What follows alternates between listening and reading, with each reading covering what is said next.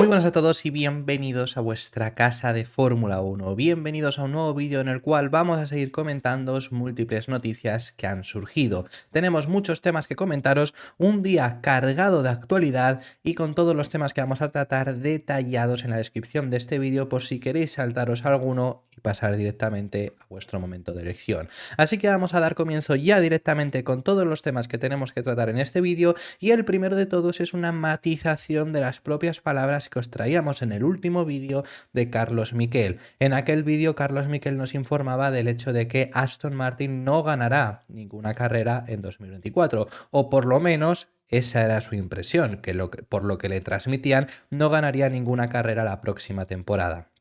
Bueno, en él hablaba acerca de lo que le habían contado, le habían hablado sobre que comentaba sobre que en 2022 a 2023 le hablaban maravillas del coche, mientras que ahora eran bastante cautos. Bueno, que al final sus impresiones, lo que le transmitían desde la fábrica, eran bastante cautas sus palabras. Independientemente de ello, ya os comentábamos en el día de ayer que bueno, esto es lo que le transmiten a él y por lo que él saca esa opinión, pero que por supuesto luego cuando se aplica a pista puede ser diferente. ¿Por qué? Simplemente por también lo que ha contado el propio equipo Aston Martin. Los de Aston Martin no pensaban estar en la situación en la que se encontraron en Bahrein. Ellos pensaban que por supuesto iban a mejorar muchísimo y recortarían mucho a los rivales, pero no sería suficiente como para estar sí por delante de Mercedes y de Ferrari, como estuvieron en las primeras carreras. Entonces, es por lo que decimos, luego cuando se aplica pista puede pasar mil y una cosas, pero independientemente de ello, al igual que Carlos Miquel opinaba que no iba a haber victoria de Aston Martin la próxima temporada, el propio Carlos también informa de que realmente hay muchas cosas positivas que van a llegar a la Aston Martin la próxima temporada y por lo que sí va a ser un buen año. Él dice que no cree que vaya a haber victoria porque es muy complicado, pero sí que van a estar en una posición similar a la que se encontraron en 2024. Un coche que sea capaz de pelear por los podios, además con varios cambios que llegan en 2024, sobre todo, y los cambios que ya os habíamos informado aquí son confirmados por el propio Carlos Miquel, que son la nueva caja de cambios y las nuevas suspensiones, todas ellas para intentar conseguir que sean más eficientes, adaptarse mejor al Aston Martin y por ende sacar un mucho mejor rendimiento, que estas son fabricadas por Mercedes y hasta ahora los habían estado lastrando durante toda la temporada. Esto es algo que ya os habíamos informado y efectivamente Carlos Miquel lo confirma como los puntos positivos que tendrá el AMR 24. Estos cambios son los más importantes. El desarrollo que va a hacer el Aston Martin es el desarrollo lógico, es el desarrollo continuado, es el desarrollo que tienen que realizar de un año a otro. Puede ser mejor, puede ser peor, pero es desarrollar eso. Y salvo que la fastidies muchísimo, la posición más o menos debería de mantenerse en lo que hemos visto a final de temporada porque los reglamentos estamos teniendo últimamente de 2022 a 2023, es decir, el reglamento 2023 o el reglamento de 2024 son bastante continuistas y eso es algo que ya hemos estado viendo. Siendo así, los coches de 2024 son continuación de 2023. Siempre os hemos dicho que lo importante para este año era también sacar la mayor cantidad de información posible porque te vendría muy bien para la próxima temporada y algo que había lastrado mucho a Aston Martin durante todo el año. Esto es, cuando ya trajimos por primera vez la noticia esta de que Mercedes cambiaba estos puntos, nos fuimos a marzo, que fue cuando se empezó a hablar de que la caja de cambios de Mercedes lastraba a Aston Martin. ¿Por qué? Y es muy sencillo, y ha lastrado a Mercedes este año también, porque primero no es la caja de cambios y las suspensiones pasa lo mismo, pero era peor la caja de cambios, ahora os cuento por qué. Pero no estaban hechas para el concepto con pontones, estaban diseñadas para un concepto sin pontones, que era el que tenía Mercedes, acabó lastrando por tanto a Mercedes como os informamos, y luego no eran las más eficientes. Los cambios que va a haber y que comenta ahora Carlos Miquel, ahora le escucharéis porque os quiero poner también su explicación, es que va a ser más pequeña, por lo tanto el cambio pues va a ser uno que se asemeje mucho más al concepto de Red Bull. Va a ser algo que además consiga tener una mayor eficiencia aerodinámica. Era algo que no lo tenía hasta ahora.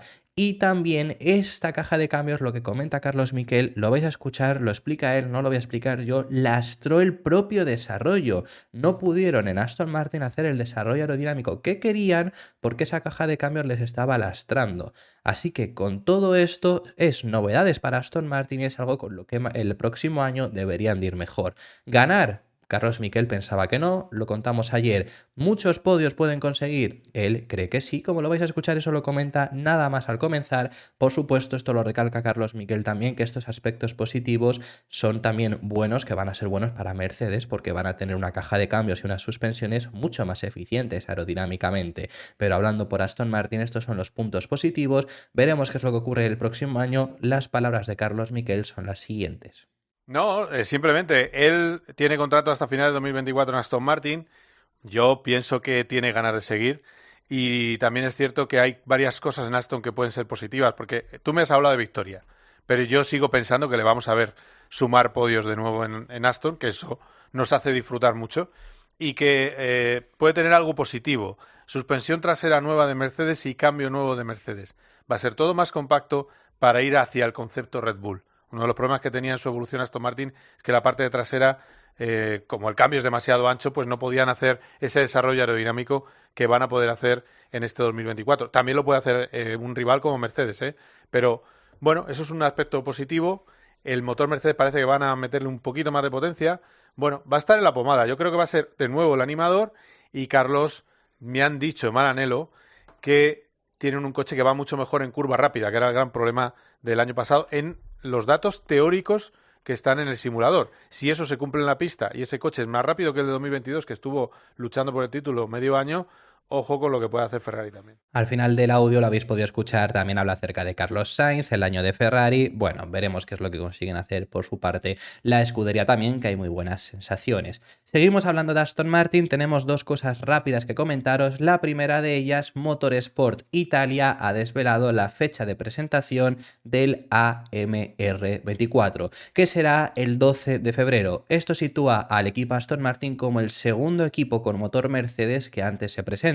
Está por delante Williams, que es el 5 de febrero, luego está Aston Martin el 12 de febrero y nos encontramos a McLaren y Mercedes, los dos equipos comparten fecha que será el 14 de febrero. También esto sitúa a Aston Martin por ahora como el cuarto equipo que presentará su monoplaza. Seguramente hay equipos que se pongan por delante, pero entre los coches que sabemos ahora mismo su fecha de presentación es la cuarta fecha de presentación.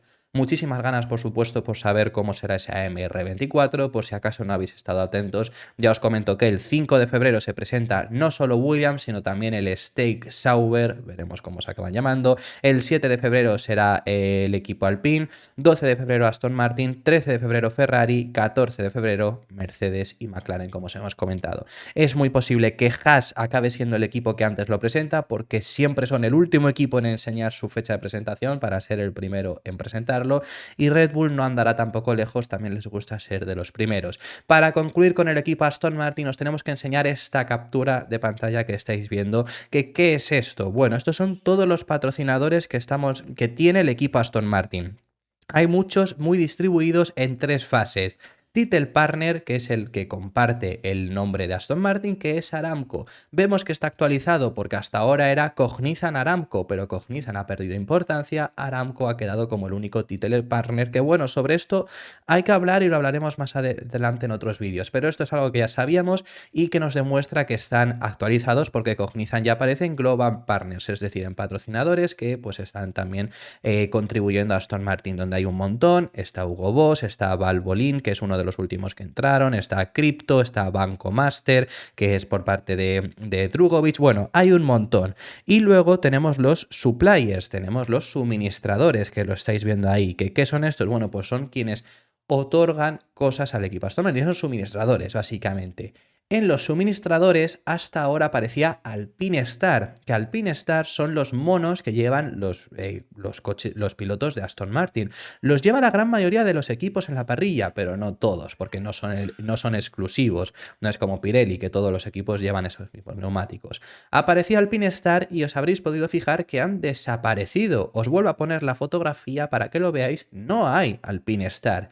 ¿Qué es lo que ha pasado aquí? Bueno, pues todo hace indicar que van a cambiar la marca de monos y eso que tenían contrato para 2024, pero todo esto radica del problema que hubo de refrigeración en Qatar esos monos parece que refrigeran algo peor, por lo que van a cambiar a OMP. Es la marca que, por ejemplo, lleva Williams entre otros equipos. Que por supuesto Williams ya sabemos que en ese mismo Gran Premio Sargent tuvo que abandonar, pero no fue al parecer por los monos. Los monos, el problema es que no refrigeraban, o por lo menos generaban más calor que los Alpine Star. Los Alpine Star generaban más calor, por lo que han querido deshacerse de ellos pese a tener ese contrato. Esto es algo que incluso ya se pudo llegar a intuir al parecer en los test de post-temporada, porque llevaron, eso sí que lo contamos aquí, que tanto Alonso como Stroll llevaron monos blancos, llevaron monos sin patrocinios. Esto fue porque ya estaban usando monos OMP, así que veremos cuándo se actualiza y cuándo se confirma la marca de monos. Simplemente era comentaros eso, también enseñaros la siguiente fotografía, que como estáis pudiendo ver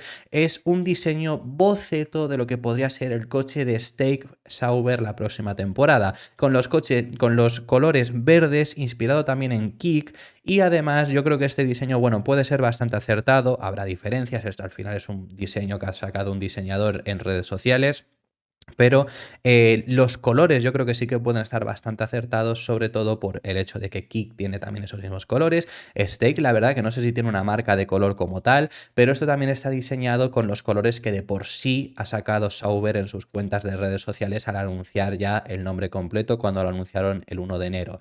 Así que está inspirado en eso y en esos mismos colores, que es que usaron este tono verdoso. En el caso además de los 4 grandes premios que no pueden usar el nombre como Steak, pues te viene muy bien porque habrá algún gran premio que hagan un diseño especial para Kick, lo van a aprovechar, al igual que lo hicieron en Bélgica este año, donde Steak ya era patrocinador de Alfa Romeo, pero no lo podían usar, usaron Kick y encima hicieron ese patrocinio especial.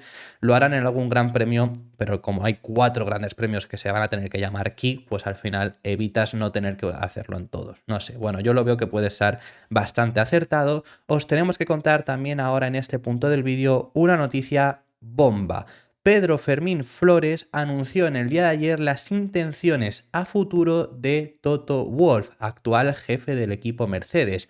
Hace no mucho ya contamos aquí en el canal que había ciertas informaciones que situaban a Toto Wolff fuera de Mercedes en el caso de que este próximo año 2024 vuelvan a fallar, sobre todo porque cambian de concepto y tienen las esperanzas depositadas en que puedan volver a pelear por el título. En caso de que ni siquiera peleen por el título, ya no le piden que lo gane, sino que por lo menos lo pelee. Si no es el caso, Toto Wolff podría quedarse fuera de Mercedes, podrían prescindir de él. Esto es algo que ya se contó en su día. ¿Y cuál es la intención de Toto Wolff una vez ya no esté en Mercedes? Y parece ser, según comenta Pedro Fermín Flores, como os comento, no tardaría mucho esto en ocurrir. Parece ser que Toto Wolff quiere el puesto de Stefano Domenicali, actual CEO de Liberty Media, actual CEO de la Fórmula 1. Quiere el control total de la Fórmula 1, ya no quiere ser jefe de equipo de otras escuderías. Sabemos que anteriormente lo fue de Williams, luego pasó a hacerlo de Mercedes. Quiere ser el CEO de la Fórmula 1, estar entre los mandamases, y ya está trabajando en ello, ya está consiguiendo apoyo de otros jefes de equipo para que en el pacto de concordia que se tiene que firmar este mismo año, en 2024, acabe recibiendo ese puesto y sea él quien ocupe el lugar de Stefano Domenicali. Como os comento, esto es información de Pedro Fermín Flores. Os voy a poner ahora el vídeo donde os explica todo mejor de lo que lo puedo hacer yo, incluso va a explicar toda su información que tiene, os lo ponemos ahora en unos segundos. Simplemente deciros que no es tan descabellado pensar esto, porque al final Stefano Domenicali era jefe de equipo de Ferrari. Ha tardado más en conseguirlo y ha tardado más en conseguirlo. Pero también sabemos la influencia que tiene Toto Wolff ya de por sí hoy en día, lo fácil que quizás le es conseguir apoyo y si quiere es posible que acabe teniendo ese puesto. Así que Toto Wolff parece que quiere ser el CEO de la Fórmula 1, estar en ese puerto de Liberty Media. Así mismo es como lo explicaba Pedro Fermín Flores. Mundial de Fórmula 1, Mercedes AMG Fórmula 1 Team, Toto Wolff, Liberty Media, Stefano Domenicali. Tenemos esas fichas encima de la mesa. ¿Cómo las distribuimos para el futuro? ¿Cómo las podemos distribuir por si pasara algo de cara al nuevo pacto de la Concordia? Hemos dicho Fórmula 1, Toto Wolff, Mercedes AMG F1, Liberty y Stefano Domenicali, ¿verdad? Que han sido esas las fichas que hemos puesto encima de la mesa. Bien, pues vamos a ir eliminando fichas. Eliminamos Mercedes AMG F1. Eliminamos AMG F1 del futuro de Toto Wolff. Toto Wolff, no, Briatore no está en la operación. Toto Wolff es el centro, es la ficha central y el resto está en su entorno. Hemos eliminado a Mercedes AMG Fórmula 1 del entorno de Toto Wolff, de su futuro. Bien, nos queda Fórmula 1, no la eliminamos, dejamos Fórmula 1. Nos quedaría Liberty Media y nos quedaría Stefano Domenicali. De esas dos fichas, de Liberty y Stefano, eliminamos una. ¿Cuál queréis que eliminemos? ¿Cuál creéis que en un futuro se puede...? Me han explicado esta mañana y me he quedado a cuadros. Bueno, no a cuadros, pero... sí. Eliminaríamos a Stefano Domenicali. Toto Wolff quiere ser el jefe de Liberty Media. El jefe de Liberty. El jefe de la FOM. Quiere ser el que esté junto a Greg Maffei o incluso Greg Maffei él mismo. Quiere quedarse con el control absoluto de los derechos del Mundial de Fórmula 1. Y todo eso puede pasar en plena negociación por el nuevo Pacto de la Concordia. Y todo eso puede suceder próximamente, este año 2024. De ahí viene la historia de que Toto haya dicho ya el pasado año que con sus problemas de rodilla iba a ralentizar su presencia este año 2024 en el Mundial de Fórmula 1, que no iba a asistir a todos los grandes premios, que ya estaba un poco cansado de viajar tanto, que quería hacer otras cosas. Bien, entonces, la historia apunta a que Toto Wolff quiere esa posición, quiere ese poder, quiere ese control absoluto como buen negociador, como buen inversionista, como buen empresario que lo es, porque ha ganado muchísimo dinero con sus inversiones y con sus iniciativas personales, quiere quedarse con ese control. Y se está ganando el favor y se está ganando el voto del resto de team principals de las escuderías. Por otro lado tiene a su señora controlando la Formula One Academy, en la cual los equipos van a pagar, ya sabéis, $600.000 cada uno de ellos por tener un coche pintado de los mismos colores de los equipos de Fórmula 1 en esa categoría con una piloto femenina. Si Toto reúne los votos favorables de los equipos y tal vez se convierte en mediador para que la FIA no quede fuera de la conjunción, por mucho que él se haya hecho fotos en el yate de Flavio en mitad del mar Mediterráneo junto a Stefano Domenicali, ¿por qué no Toto se queda con el negocio?